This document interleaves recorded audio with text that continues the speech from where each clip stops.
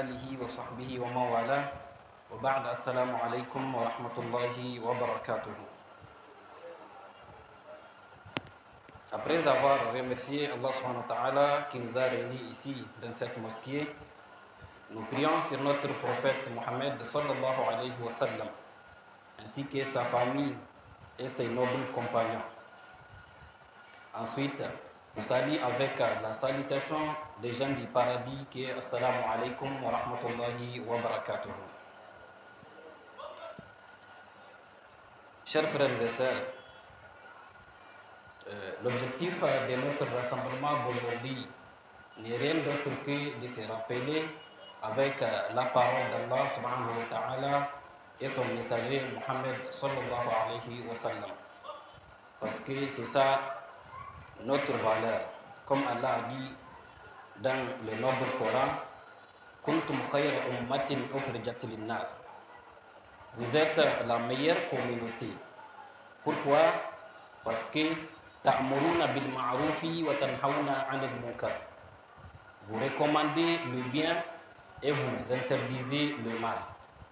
Pour cela, Inch'Allah, le thème de notre conférence d'aujourd'hui est l'importance de la prière. Inch'Allah, l'importance de la prière. Notre thème a pour objectif de renforcer l'amour de la prière dans nos cœurs. Inch'Allah. Je demande à Allah subhanahu wa ta'ala, comme il nous a réunis ici dans cette mosquée, de nous réunir dans son paradis Al-Firdaus. Je demande à Allah subhanahu wa ta'ala ainsi de nous mettre parmi ses meilleurs serviteurs qui écoutent les paroles et travaillent avec les meilleurs d'entre elles. Chers frères et sœurs, la prière a énormément mérite en islam. La prière a une grande importance à l'islam. Parmi ce qui nous montre l'importance de la prière, chers frères et sœurs, est que la prière elle est un pilier fondamental de l'islam. Elle est le deuxième pilier de l'islam. Tout le monde connaît le hadith d'Abdullah ibn Omar, qui a été rapporté par l'imam al-Bukhari et Muslim, dans lequel le prophète sallallahu alayhi wa sallam a dit Bunya al-Islamu ala khamsin. L'islam a été fondé sur 5 piliers. Shahadati an la ilaha illallah. L'attestation, le témoignage qu'il n'y a point de divinité digne d'être adorée en dehors d'Allah. Wa anna Muhammadan Rasulullah. Et que Muhammad est le messager d'Allah subhanahu wa ta'ala. Wa iqam as-salat. Et l'accomplissement de la prière de façon complète, avec ses paroles et ses actes dans les heures qui lui sont fixées. L'accomplissement de la prière. Wa ita iz-zakat. Et l'acquittement de la zakat. Wa hajju baytillah al-haram. Et le pèlerinage à la maison d'Allah sacré. Wa sawmi ramadana. Et les jeûnes du mois de Ramadan.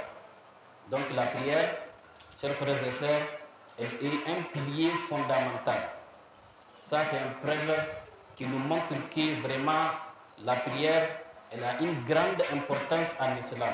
Parce qu'elle est un pilier fondamental sur lequel l'islam a été fondé, sur lequel l'islam a été bâti. La prière, elle est un pilier fondamental sur lequel l'islam a été bâti. C'est pour cela qu'il y a une divergence entre les savants au sujet de celui qui a délaissé la prière, celui qui a abandonné la prière. Il y a des paroles entre les savants au sujet de celui qui a délaissé la prière.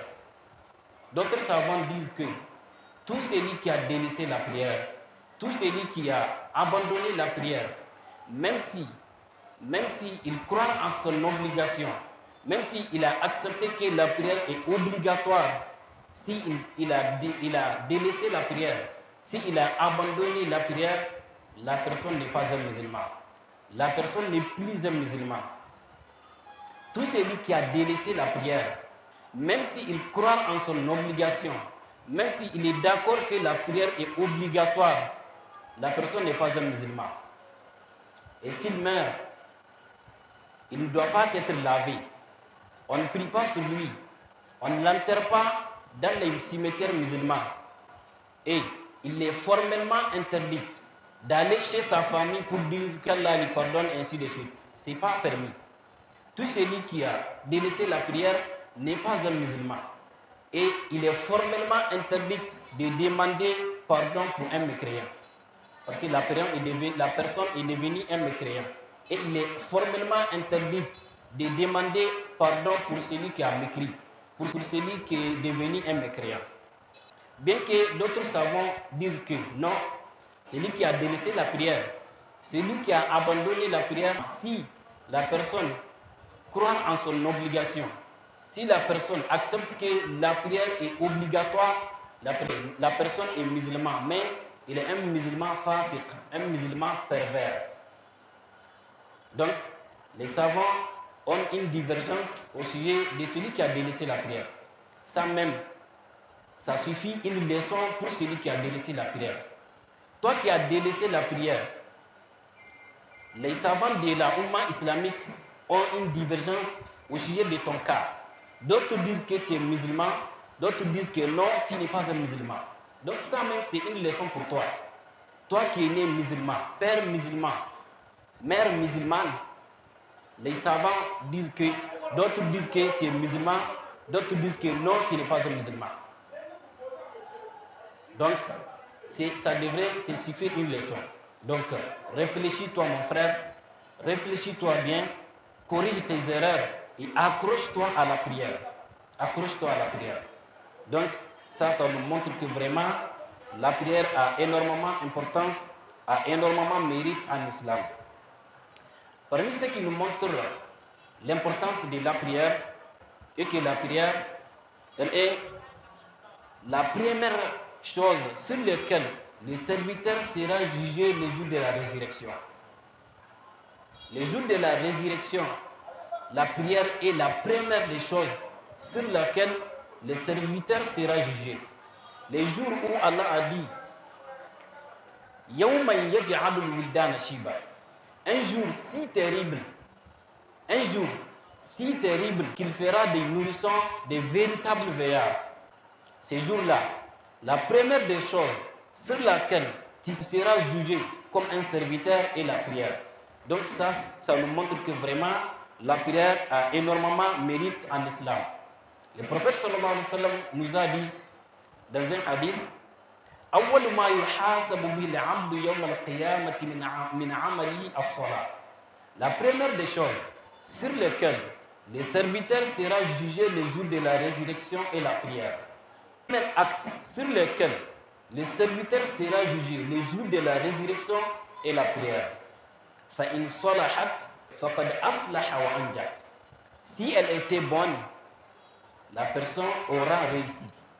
Si la prière était bonne, la personne a pratiqué la prière comme il le faut, il a pratiqué la prière de façon complète, il aura réussi.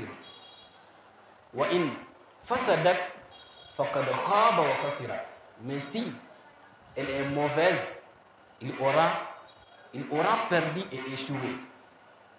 Si la personne n'a pas pratiqué la prière comme il le faut, de façon complète, ou bien il a délaissé la prière, il va échouer le jour de la résurrection. Tout celui qui a délaissé la prière, tout celui qui a abandonné la prière, le jour de la résurrection, la personne va échouer. Celui qui a échoué le jour de la résurrection, c'est fini pour lui, il ne va plus réussir encore. Donc, à nous de faire quoi? À nous d'accrocher à la prière si nous voulons faire quoi? Si nous voulons réussir le jour de la résurrection. Si nous voulons réussir les jours de la résurrection, à nous d'accrocher à la prière. Dans un autre hadith encore, le prophète sallallahu alayhi wa sallam nous dit, ce hadith a été rapporté par Abdullah ibn Amr ibn As.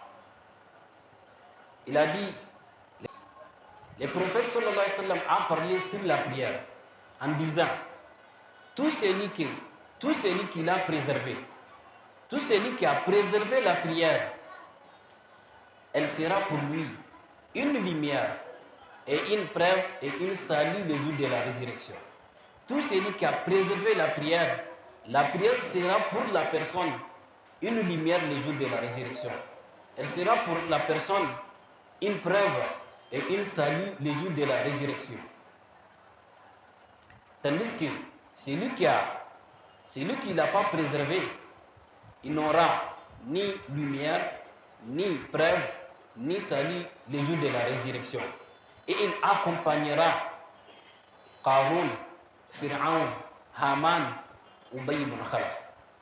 Celui qui a délaissé la prière, celui qui n'a pas préservé la prière, le jour de la résurrection, il n'aura ni lumière, ni preuve, ni salut. Et il sera avec Qarun et Pharaon et Haman et Ubay ibn Khalaf. Imagine la situation dans laquelle tu seras le jour de la résurrection, toi qui as délaissé la prière. Avec ces gens-là, avec Pharaon, avec Haman, avec Ubay ibn Khalaf. Pourquoi? Parce que tu as délaissé la prière. Parce que tu as délaissé la prière. Imagine ça. Toi qui as délaissé la prière, imagine la situation dans laquelle tu seras le jour de la résurrection, toi qui as délaissé la prière. Avec Pharaon qui a dit Ana rabbukumul a'la, je suis votre Seigneur. Imagine ça. Donc, mon frère, si tu veux réussir le jour de la résurrection, accroche-toi à la prière. Corrige tes erreurs. Qu'Allah nous fasse comprendre. Parmi les choses qui nous montrent l'importance de la prière jusqu'à présent, chers frères et sœurs, la prière, elle est les dernières recommandations de notre prophète sallallahu alayhi wa sallam. Elle est les derniers conseils de notre prophète sallallahu alayhi wa sallam. Notre bien-aimé, au moment où il va quitter la vie, au moment où son âme va quitter son corps, il est en train de donner des recommandations, un conseil à la communauté.